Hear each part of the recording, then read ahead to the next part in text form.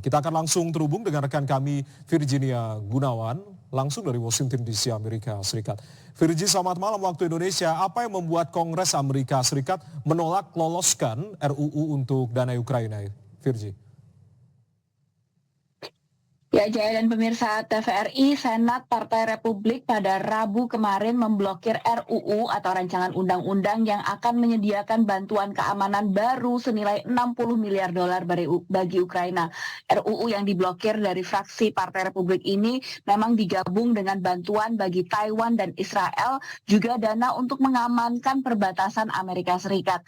Alasan penolakan mereka adalah perlu adanya penekanan pada poin tentang pentingnya kebijakan perbatasan yang lebih ketat, terutama di bagian selatan Amerika. Oktober lalu, pemerintah Presiden Amerika Serikat, Joe Biden, meminta Kongres Amerika untuk menyediakan dana mencapai 111 miliar dolar untuk membiayai bantuan untuk Ukraina, Israel, dan keamanan perbatasan tersebut.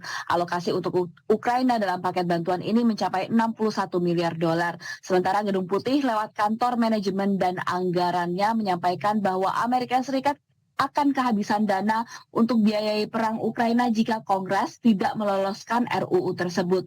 Selain penolakan dari Senat Partai Republik, dukungan dari warga Amerika untuk Ukraina jelang 2 tahun perang Ukraina dengan Rusia ini mulai menurun. Jejak pendapat dari Gallup misalnya, ini menunjukkan 41% warga Amerika merasa pemerintah Amerika melakukan terlalu banyak untuk membantu Ukraina. Sentimen ini naik dibandingkan 3 bulan yang lalu, dan hanya sepertiga dari responden yang merasa pemerintahan Biden melakukan cukup untuk membantu Ukraina saat ini. Jaya.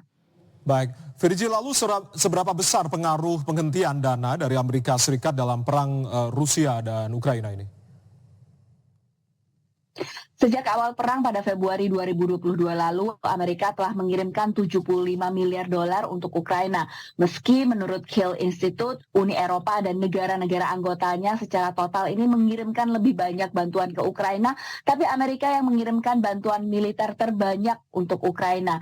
Dalam sepekan atau pada tanggal 15 Desember nanti, Kongres Amerika ini akan memasuki masa libur, dan RUU termasuk yang berkaitan dengan anggaran pembelanjaan negara ataupun bantuan ke Ukraina ini tidak bisa diproses. Ini yang dikhawatirkan Ukraina akan membuat mereka kalah dalam perang melawan Rusia atau mundur. Presiden Ukraina Volodymyr Zelensky awalnya dijadwalkan akan berbicara dengan anggota Kongres atau Senat Amerika Serikat dalam pertemuan tertutup via video Selasa lalu. Namun pertemuan ini dibatalkan oleh pihak dari Ukraina. Sejumlah negara barat seperti Inggris mendesak Kongres Amerika untuk segera meloloskan bantuan tambahan ke Ukraina. Sementara Jepang juga mengumumkan janji untuk memberikan bantuan tambahan sebesar 4,5 miliar dolar, termasuk 1 miliar dolar bantuan kemanusiaan untuk Ukraina.